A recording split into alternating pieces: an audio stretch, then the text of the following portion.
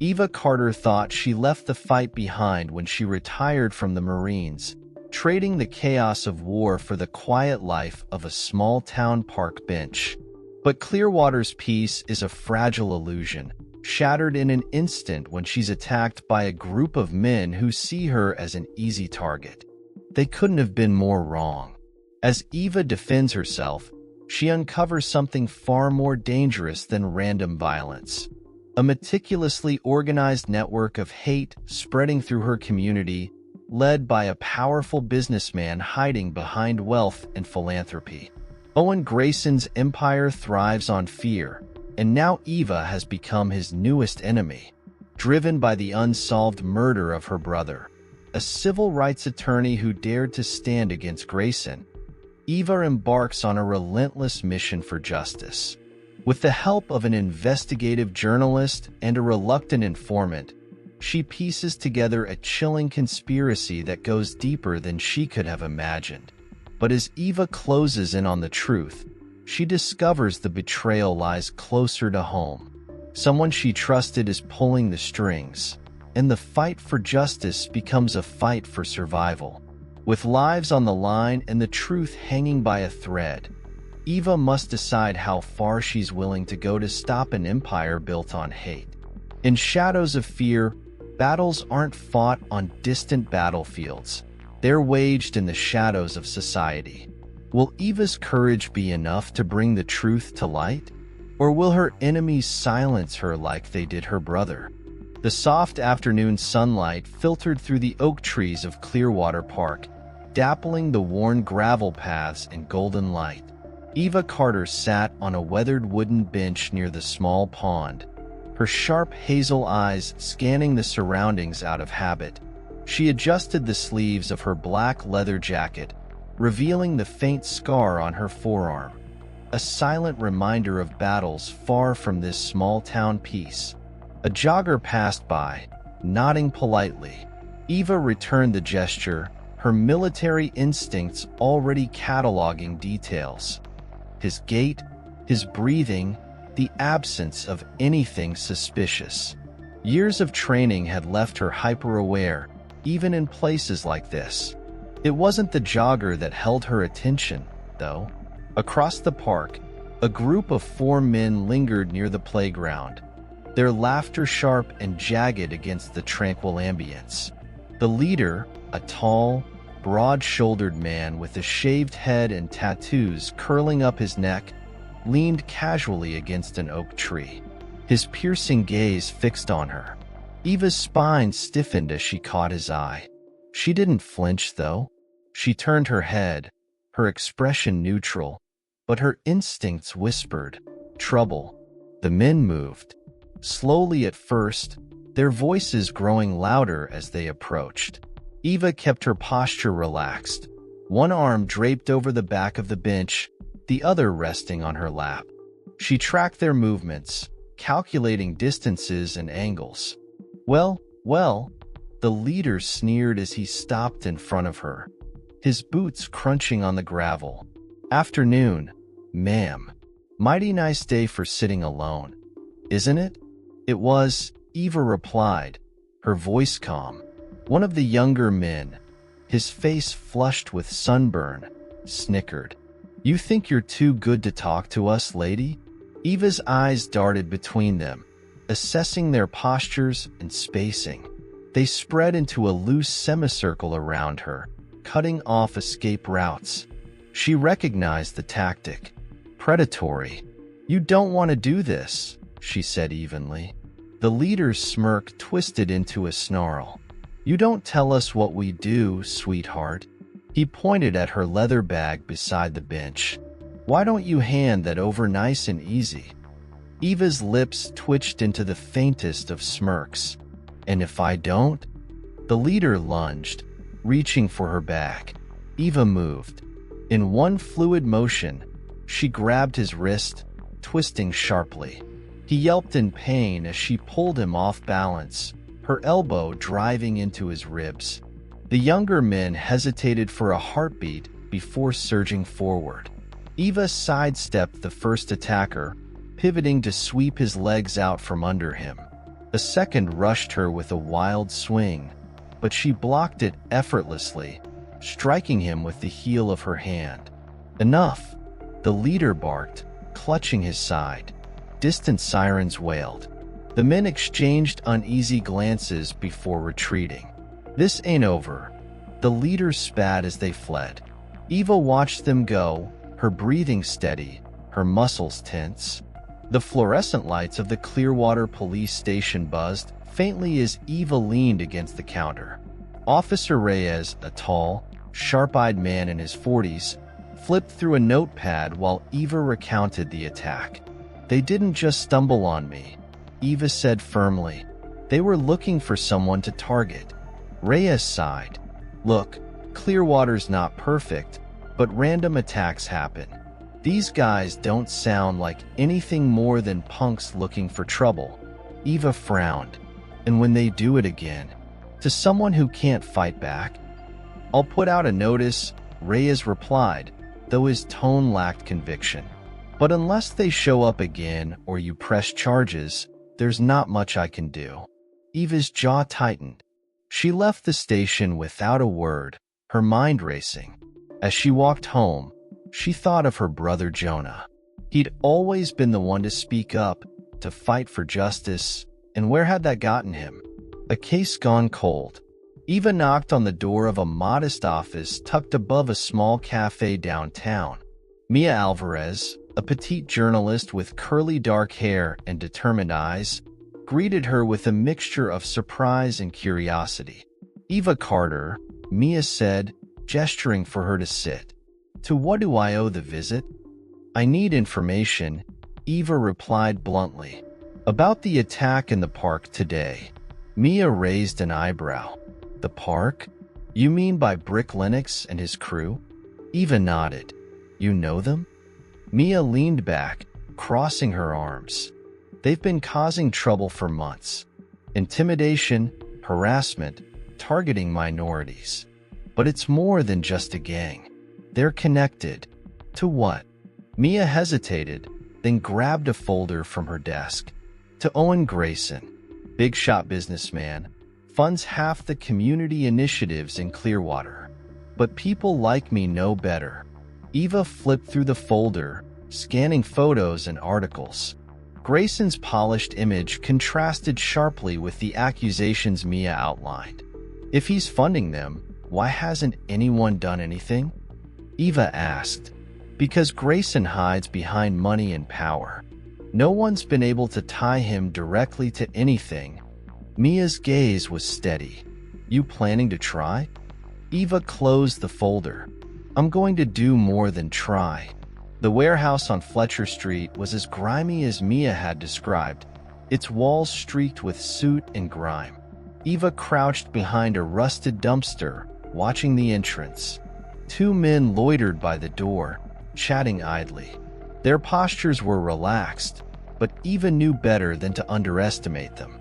She waited until they wandered to the side before slipping inside through a broken window. The interior was dimly lit, the air heavy with the smell of oil and decay. Voices echoed faintly from deeper within. Eva crept forward, keeping to the shadows. "We lay low until Grayson gives the word," a gruff voice said. "Lay low," another man replied. "People are asking questions. What if someone talks? Then Grayson will handle it, like he always does." Eva strained to hear more, but the sound of footsteps made her freeze. A shadow loomed. "Hey!" Eva bolted, weaving through the maze of crates and machinery. Shouts erupted behind her, followed by heavy footsteps.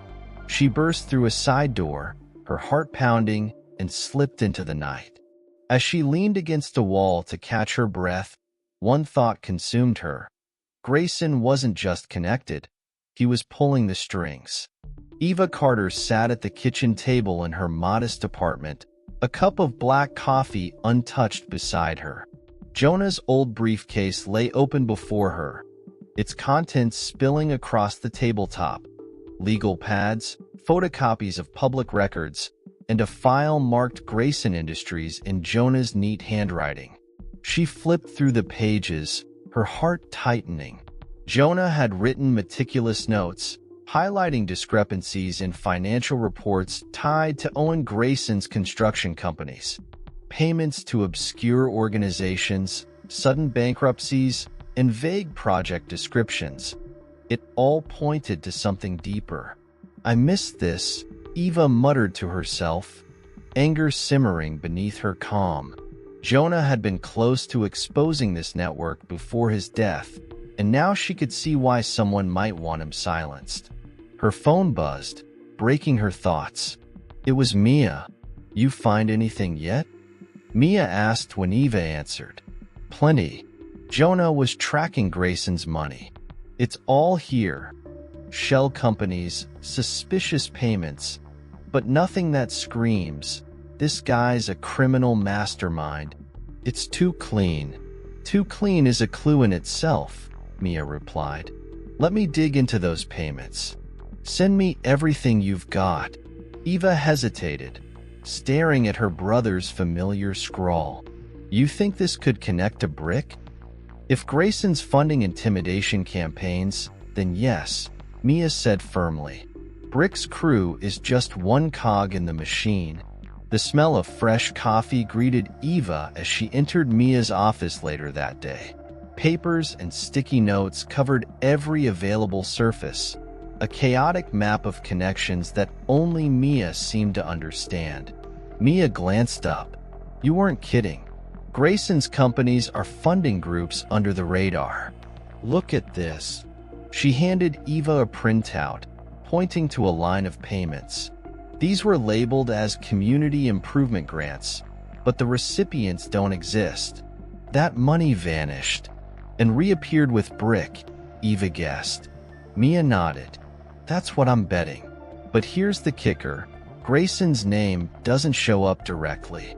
Everything filters through Thomas Kane, his financial handler." Eva studied the printout, her jaw tightening. "So Kane's the link. Where do I find him?" "Hold on," Mia said, her tone cautious. "Kane's not a thug like Brick. He's a polished suit with a lot to lose. You can't just storm in." Eva crossed her arms. "I'll do what it takes." "Jonah would've." "Jonah wouldn't want you getting killed," Mia interrupted, her voice sharp. "We'll be smart about this." The bar was dimly lit and reeked of spilled beer and cheap cologne. Eva sat at the counter, her gaze fixed on the reflection of the room in the tarnished mirror behind the bartender. Brick Lennox and two of his lackeys were seated in a booth near the back, their voices carrying over the low hum of conversation. Eva approached their table without hesitation, her boots thudding against the sticky floor. Brick looked up, his lips curling into a smirk. "Well, if it isn't the park princess." "You lost, sweetheart." "You dropped something," Eva said, tossing a folded paper onto the table. It was a photocopy from Jonah's file, a payment record tied to Brick's crew. Brick's smirk faded as he unfolded it. "Where'd you get this?" "Doesn't matter," Eva said, her voice low and steady. "What matters is the man signing your checks." "Owen Grayson." One of the lackeys snorted, but Brick silenced him with a glare. "You don't know what you're talking about." "I think I do," Eva replied. "I think you and your crew are just pawns, and Grayson's the one pulling the strings." Brick stood, his imposing frame towering over her. "You should walk away while you can." Eva didn't flinch. "Not until I get what I want." Brick's eyes flickered with something. Fear? Anger? Before he leaned closer. "Grayson doesn't deal with people like me. He's too busy playing God in his shiny office. Good luck getting to him." Eva stormed into Mia's office, Brick's words still ringing in her ears. "Grayson's hiding behind Kane. He's clean, but Kane isn't." Mia looked up from her laptop, her expression grim. "You're not wrong. I just found this." She turned the screen toward Eva, showing her a series of payments funneled through Kane's accounts. These lead to front companies connected to Brick's crew and others like them. This isn't just about Clearwater. Eva's stomach sank. How far does it go? Far enough that we'll need more than this to bring Grayson down, Mia replied. We need someone inside his operation to confirm everything. Eva clenched her fists. Then we find someone. The informant was barely older than a teenager, his hands trembling as he lit a cigarette. Eva leaned against the alley wall, watching him carefully. You're Brick's guy, she said, which means you've seen how this works. The money, the orders. Tell me what you know. The young man glanced around nervously. I don't want trouble. You've already got trouble, Eva replied. Brick won't protect you if Grayson decides you're a liability. But I can. He hesitated, then exhaled a shaky breath. Okay. The money comes through Kane. He's the one who gives Brick the orders, and Brick passes them down. It's all hush-hush, but I've heard Kane mention a warehouse on the east side. That's where they move stuff. What kind of stuff? Flyers, supplies. Weapons sometimes. Eva's jaw tightened. Good. Now disappear before Brick finds out we talked. As the informant hurried away, Eva pulled out her phone and dialed Mia. We've got a lead. It's time to pay Kane a visit. The coffee shop on the corner of Maple Street was the kind of place where no one paid attention to quiet conversations. Eva sat at a table in the corner, her eyes fixed on the man across the room. Thomas Kane, impeccably dressed in a tailored suit, exuded confidence as he sipped his espresso and reviewed papers in a leather briefcase. Mia sat across from Eva, pretending to scroll on her tablet. That's him, huh? He doesn't exactly scream criminal. That's because he's not the one on the ground, Eva muttered. He's the middleman, the guy who thinks he's untouchable because he's never seen the dirt. Mia tapped her screen. I dug up his recent movements. He's been meeting with clients at his office building downtown. If we can figure out what he's passing along, we'll have a direct link to Grayson. Eva's gaze didn't waver from Kane. He's not just passing along information. He's managing money.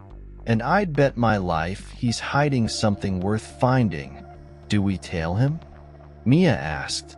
Not yet, Eva replied. I need to know what he's carrying.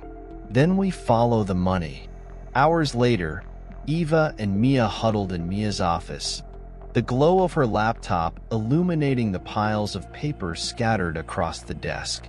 This is big, Mia said, her voice tinged with excitement. Look at these payment patterns. She pointed to a spreadsheet.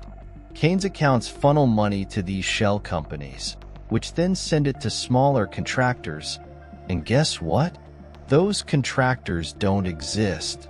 Eva leaned in, her brow furrowed. And the money? Gone, Mia said. But here's the kicker. The withdrawals align with incidents we know Brick's crew was involved in.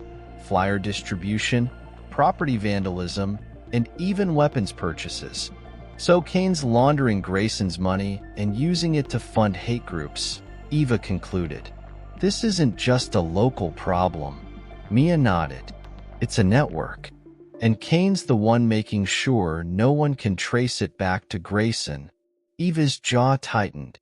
Then we'll make him traceable. The warehouse on the east side of Clearwater was quiet under the cover of darkness. Eva crouched behind a stack of shipping containers, her earpiece crackling softly as Officer Ray's voice came through. Everyone's in position, he said. Your lead better be solid. It is, Eva whispered. She peered around the corner, spotting a dim light spilling out of a side door. Kane's crew is here. Let's move. Reyes gave the signal, and the police moved in, surrounding the building. Eva followed, her heart pounding as they breached the door. Inside, several men scrambled to escape, but the officers were faster. Kane's associate, a wiry man with a nervous energy, Froze as Reyes pointed his gun. Clear, Reyes called out. Eva stepped forward, scanning the room. Papers and ledgers were scattered across a table, along with a laptop still open to a spreadsheet. This is it, Eva said, grabbing the laptop. She glanced at the man now cuffed and on his knees. Where's Kane? The man glared at her but said nothing. Eva leaned closer. You think Grayson's going to protect you? He'll leave you to rot the second you're useless. The man's jaw tightened, but his eyes darted toward the table. Eva followed his gaze and found a USB drive hidden beneath a ledger. She pocketed it, her mind racing. The interrogation room at the Clearwater police station was stark and cold. Thomas Kane sat across from Eva, his polished exterior fraying at the edges. His tie was loosened, and his usually calm demeanor was replaced with a simmering anger. You've got nothing, Kane said, his voice steady but strained. You don't even know what you're looking for. Eva placed the USB drive on the table, letting it click against the metal surface. This says otherwise. You've been very careful, Kane, but not careful enough. Kane's eyes flickered toward the drive, betraying a sliver of panic. You have no idea what you're dealing with. Enlighten me, Eva said, leaning forward. Because from where I'm sitting, you're the guy tying Grayson to everything. The money, the orders, the hate groups. Kane smirked, though it didn't reach his eyes. You think Grayson will let this touch him? You're playing a game you can't win. Eva didn't flinch. Maybe, but you're already losing. So why don't you make it easier on yourself and start talking? Kane's smirk faltered, and after a long silence, he sighed. What do you want to know? The night was quiet as Eva walked back to her apartment, her mind replaying Kane's confession. He'd named locations, front companies, and even hinted at other groups connected to Grayson's network. It was a breakthrough, but it wasn't enough. Not yet. As she approached her building, a faint smell of smoke reached her nose. Her steps quickened, and when she rounded the corner, her heart dropped. The windows of Mia's office above the cafe were shattered, flames licking at the edges. Eva sprinted inside, finding Mia coughing but unharmed as firefighters worked to contain the blaze. Mia! Eva shouted, grabbing her shoulders. What happened? They came, Mia rasped, her voice hoarse. Grayson's men. They took everything, files, my laptop. Then they set it on fire. Eva's jaw clenched, rage boiling beneath her calm exterior. They're scared, she said, her voice cold. We're getting too close. Mia nodded, her eyes filled with determination. Then we hit back harder. Eva glanced at the flickering flames one last time, her resolve hardening. Grayson's retaliation only confirmed what she already knew. They had the power to bring him down, and she wasn't stopping until they did. Eva crouched in the passenger seat of the unmarked police car, its engine idling softly. Officer Reyes sat behind the wheel, binoculars in hand as they watched a nondescript warehouse at the edge of Clearwater's industrial district. Are we sure this is one of Grayson's safe houses? Reyes asked, lowering the binoculars to glance at Eva. Eva nodded. Kane gave us the location. He was too scared to lie, and the patterns match up. Supplies go in. Nothing official comes out. This is where they store the tools for their intimidation tactics. Flyers, graffiti, maybe worse. Reyes exhaled. The longer we wait, the more likely they'll move the operation. Patience, Eva said, her tone sharp but calm. She scanned the warehouse entrance, where two men loitered, smoking and chatting. We need to know who's running this place before we make a move. Grayson's men won't be careless forever. The sound of a heavy truck approaching broke the tension. The vehicle rolled into view, its backpacked with crates. Eva and Reyes watched as one of the guards unlocked the warehouse door, allowing the truck inside. "That's our confirmation," Reyes muttered. "We'll need a warrant to search the place." "Then let's get what we need," Eva replied, raising her phone to snap photos of the truck's license plate and the men's faces. Back at Mia's cluttered office, the atmosphere was tense.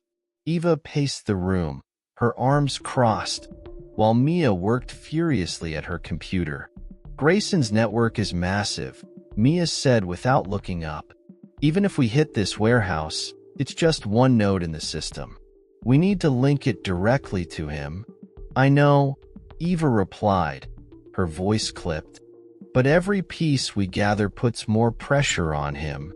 Mia finally turned, frustration etched on her face. "And every move we make puts us in more danger. My office is still in shambles from their last warning. If we push too hard, Grayson will escalate." Eva stopped pacing, her hazel eyes locking onto Mia's. "If we back off, we're letting them win.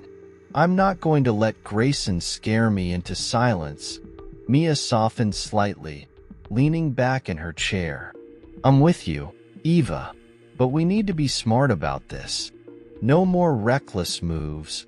"Then let's focus on building the case," Eva said. "If we take this warehouse, we'll find the names we need." Eva and Reyes stood outside the police precinct's operations room, reviewing the plan for the sting. A small task force was assembled, ready to move on the warehouse. "This has to be clean," Eva said. "If they catch wind, we'll lose everything." Reyes nodded. "The team knows what's at stake. Once we breach, it's all about securing evidence." Inside the operations room, the task force gathered around a digital map of the warehouse. Reyes pointed to the entrances and escape routes. "The goal is to take them by surprise. Secure the workers, seize the documents, and search the crates." Eva added, "We're looking for anything that ties this place to Grayson. Shipping manifests, financial records, anything." The team nodded in unison, their determination palpable. Within minutes, they were en route to the warehouse. The sting was a success. Several men were taken into custody, and a trove of documents and supplies was recovered from the warehouse. Among the haul was a set of encrypted files on a USB drive, which Mia worked tirelessly to decode. "This is it," Mia said, her eyes wide as she leaned back from her laptop. "Shipping manifests, payment records, and meeting schedules. All of it links back to Grayson's company." Eva hovered over Mia's shoulder, scanning the data. "There's a meeting scheduled for tomorrow night. It's a private dinner at a high-end restaurant. Grayson doesn't leave anything to chance," Mia said. "If he's meeting someone, it's important." Eva nodded, determination flashing in her eyes. "Then we'll be there."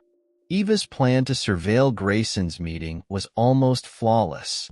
Dressed inconspicuously, she and Mia positioned themselves at a nearby table, pretending to be casual diners. A small camera hidden in Eva's jacket provided a clear view of Grayson's booth. As Grayson met with two men, his calm demeanor cracked just enough to reveal his true nature. "The heat is on," he said. "We need to double security on the warehouses. I can't have another leak." Eva whispered to Mia, "This is it. We've got him admitting he's involved." But just as they prepared to leave, one of Grayson's men scanned the room and locked eyes with Eva. His brow furrowed in recognition, and he whispered something to Grayson. "Time to go," Eva murmured, rising from her seat. They slipped out the back door as Grayson's men followed, their footsteps echoing in the alley. Eva and Mia broke into a sprint, the camera footage secure in Eva's pocket. As they turned a corner, Reyes' unmarked car screeched to a halt beside them. "Get in," he shouted. Eva and Mia dove into the car, the tires screeching as Reyes sped away. The danger was real, but so was the evidence they now possessed. Mia Alvarez leaned over her laptop in her still smoke-scented office, her fingers flying across the keyboard.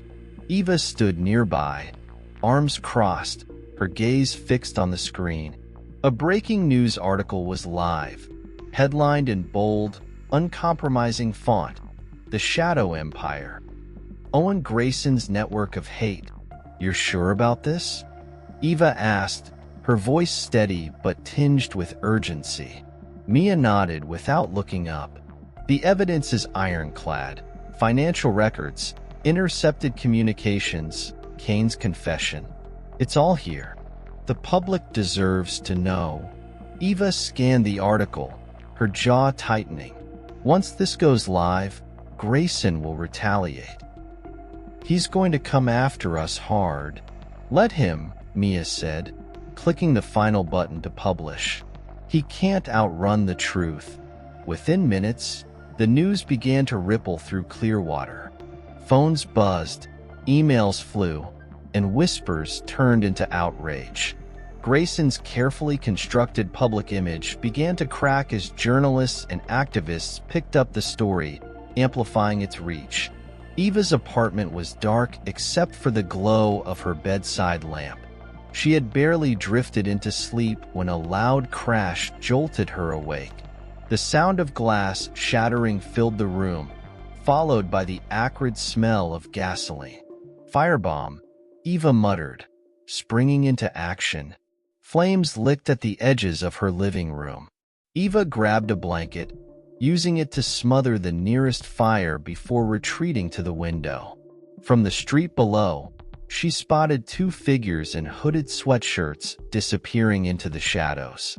She grabbed her phone, calling Reyes as she slipped out the fire escape.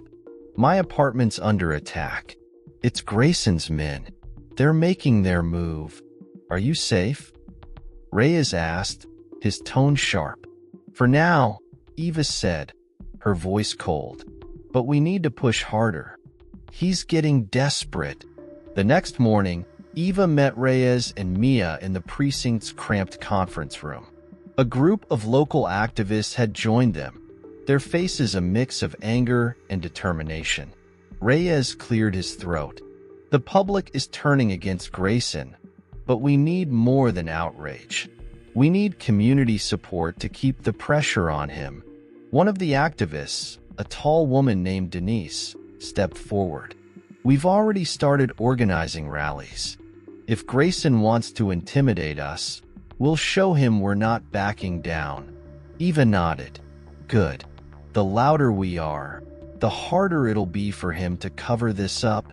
Mia added, "The more visibility we have, the safer we'll be. He thrives in the shadows. We're taking that away." Hours later, Eva and Mia huddled over a pile of documents in Mia's office. The files from the warehouse raid, Kane's testimony, and the data decrypted from the USB drive painted a damning picture of Grayson's operations. Mia tapped a spreadsheet. "Here's the money trail, payments from Grayson's shell companies to the gangs and hate groups. This is enough to take him down." Eva frowned. "It's not just about the money. What about the meeting we recorded? Grayson openly discussed targeting neighborhoods to push minorities out." Mia pulled up the footage on her laptop. "It's all here. Audio, video, timestamps. He can't deny this." Reyes walked in, his expression grim but determined. "We've got the warrant. Grayson's offices are next." The raid on Grayson Industries was swift and decisive. Officers swarmed the pristine office building, their presence cutting through the illusion of legitimacy Grayson had cultivated. Eva watched from a distance as Owen Grayson, dressed impeccably as always, was led out in handcuffs. He spotted her across the street, his piercing gray eyes narrowing. "This isn't over, Carter," he said, his voice calm despite his predicament. Eva's expression didn't waver. "Yes, it is." As the officers escorted him into a waiting car, The crowd outside erupted into cheers and jeers. Activists held signs demanding justice, their voices rising into a chant. No more hate. No more fear. Mia joined Eva, a small smile playing on her lips. We did it. Eva nodded, her gaze steady. This is just the beginning. His network isn't dismantled yet. Mia sighed. One battle at a time, Eva. The two stood in the growing crowd, the weight of the moment settling on their shoulders. Grayson was in custody, but Eva knew the fight for justice was far from over. Eva sat at Mia's cluttered desk, scrolling through the decrypted files retrieved from Grayson's office. She paused as a familiar name flashed on the screen. Nathaniel Chambers. Her brow furrowed, her heart sinking. Nate? Eva whispered to herself. Mia, seated across from her, looked up. What is it? Eva turned the screen toward her. Nathaniel Chambers. He's a family friend, practically an uncle. Jonah trusted him, and he was close to us growing up. Mia scanned the document. According to this, Chambers was in regular contact with Kane. These transfers suggest he leaked Jonah's findings to Grayson. He might have known about Jonah's investigation before he died. Eva's chest tightened. She stood abruptly, the chair screeching against the floor. I need answers. Eva found Nathaniel at his suburban home, the air heavy with tension as she stepped into his living room. He greeted her with a warm smile, but it faltered as he noticed her icy demeanor. Eva, what's wrong? He asked, his tone laced with concern. You tell me, she said, holding up a printed copy of the document.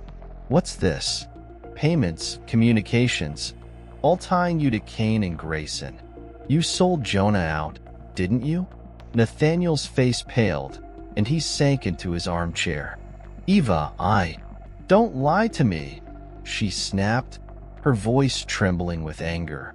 Jonah trusted you. We all did. He rubbed his temples, his voice barely above a whisper. I didn't mean for it to go that far. Jonah was getting close to something dangerous. I thought if I gave Grayson a heads up, it would buy us time, keep Jonah safe. Safe, Eva said, her voice breaking. You handed him over to the people who killed him. Nathaniel looked at her, his eyes filled with regret. I didn't know they'd go that far, Eva. I swear. I thought they'd scare him off, nothing more. Eva turned away, her hands clenched into fists. The betrayal cut deeper than any wound she'd ever suffered. You didn't just betray Jonah. You betrayed me, my family, everything we stood for. Nathaniel's voice cracked. I was trying to protect myself, Eva. Grayson has reach. You don't understand the kind of power he wields. Eva spun around, her hazel eyes blazing. Then it's time someone took that power away. Eva stormed into the precinct, where Reyes and Mia were waiting. Her movements were sharp, her expression hardened. Chambers is dirty, Eva said, dropping the documents on the table.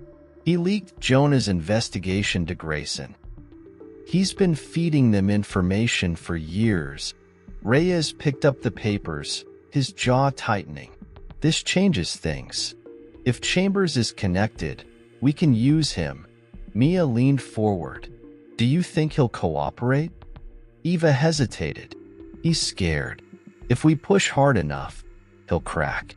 But we need to act fast before Grayson realizes we're onto him. Reyes nodded. I'll send someone to bring him in. Meanwhile, we need to focus on securing Tank's testimony. Tank sat in the cold, sterile interrogation room, his broad shoulders slumped. Eva entered, her expression unreadable. You want to stay out of prison? She asked, pulling out a chair across from him. Then you talk. Tank looked up, his eyes filled with resentment. I already told you what I know. Not enough. Eva said firmly. "We need you on the stand, outlining Grayson's orders, his funding, everything." Tank scoffed. "And you think I'll just sing like a bird? Grayson's people don't play. They'll come for me." Eva leaned closer, her voice dropping to a cold whisper. "You're safer with us than you are with him. If you don't testify, you'll rot in prison. And Grayson will make sure you disappear before you even step foot in court." Tank stared at her, his jaw tightening. Finally, he exhaled sharply. "Fine, I'll testify. But you better make sure I don't end up in a body bag." The precinct's conference room was a hive of activity as Eva, Mia, and Reyes worked to finalize their case. A massive board displayed photos, financial records, and a timeline of events tying Grayson to the hate groups. "This is solid," Reyes said, flipping through a file. "We've got Tank's testimony, financial trails, and Kane's confession. Grayson can't wiggle out of this." Mia added, "I've lined up media coverage. Once this hits court, the public will know everything." Eva nodded, her resolve unwavering. "Good. Grayson needs to answer for what he's done. And so does Chambers." Mia hesitated, then placed a hand on Eva's shoulder. "You're sure you're ready for this?" Chambers was like family. Eva's expression softened briefly before hardening again. "Family doesn't betray you. He made his choice. Now, it's time to face the consequences." As the room buzzed with determination, Eva allowed herself a moment of stillness. The pieces were falling into place, but she knew the hardest fight was yet to come. The courtroom was a sea of murmurs as Eva entered, her sharp hazel eyes scanning the rows of spectators. Journalists, community members, and activists filled every seat, their attention fixed on the man at the defense table. Owen Grayson sat stiffly, his polished demeanor intact but his jaw clenched, a sign of the cracks forming beneath the surface. Eva slid into a seat beside Mia, who whispered, "It's starting."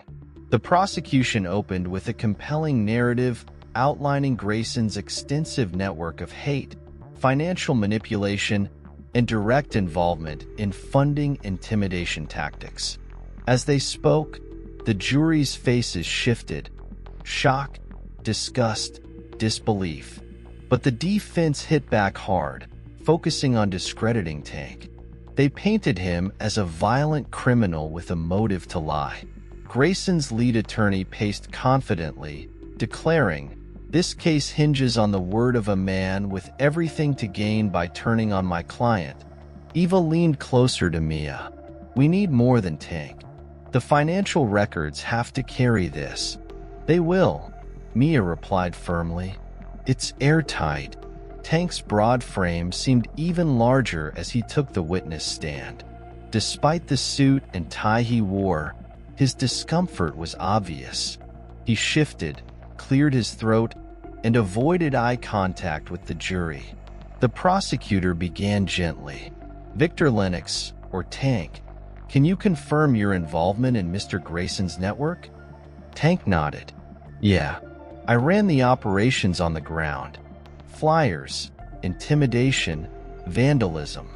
Grayson gave the orders through Kane. And the payments?" The prosecutor pressed. "They came from Kane's accounts. He'd meet with me, hand off the cash, and relay Grayson's instructions." The defense leapt on his words during cross-examination. "You've been arrested before, haven't you, Mr. Lennox? Assault, theft. How can the jury trust you?" Tank glared but kept his composure. "Yeah, I've got a record, but I'm not lying about this. Grayson's behind it all."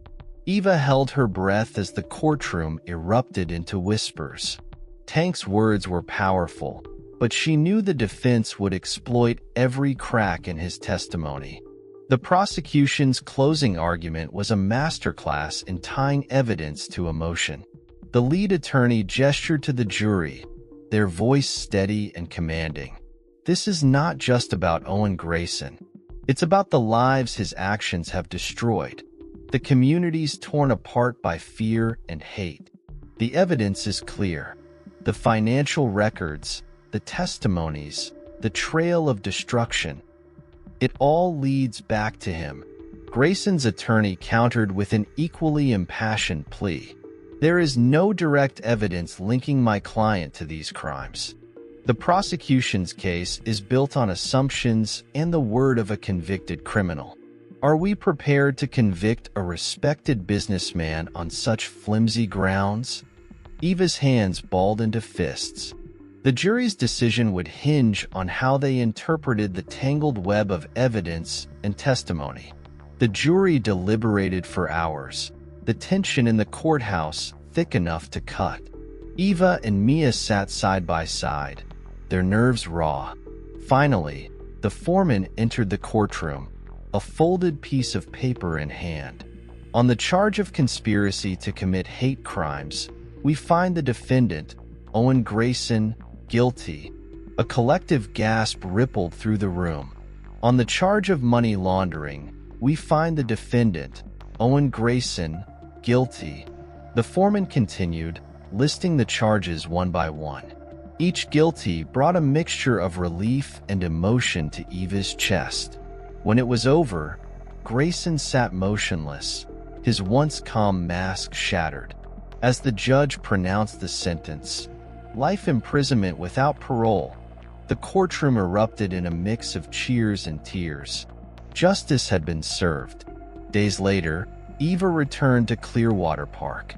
The scars of the fight lingered in her body and mind, but for the first time in months, she felt a measure of peace. She sat on the same bench where it all began, the sun warming her face. Mia joined her, handing over a cup of coffee. "You did it." "We did it," Eva corrected. She looked out at the children playing on the swings, the joggers passing by, and the families picnicking on the grass. Grayson's behind bars, but his network isn't gone. There's more work to do. Mia nodded. But this was a big step. Eva reached into her pocket and pulled out Jonah's dog tags, holding them tightly. "For Jonah," she whispered. "For all of them," Mia added. As the sun set, Eva stood, her resolve renewed. The battle was far from over, but she was ready. The shadows of fear had been pushed back, if only for a moment, and Eva knew she would keep fighting until they were gone for good.